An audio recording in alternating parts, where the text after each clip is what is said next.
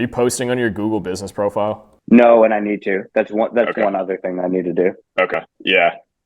I would mix Really, that in. I would focus. that's like On that even before you focus on TikTok and LinkedIn? Because that's getting more and more important that you just like do organic, like keeping that page up to date, like getting more reviews. hmm Is huge. that's like the worst of it. Like you'll go on my Google thing now and you'll see like 2017, 18 stuff. Like it's really bad. Well, you have 5 stars still, so that's great.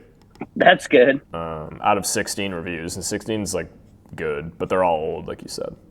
So getting new reviews is another thing. Like maybe work that into the website or like some sort of CRM where every client gets an automatic email. Some of our clients have things like that where they're generating reviews. Yeah.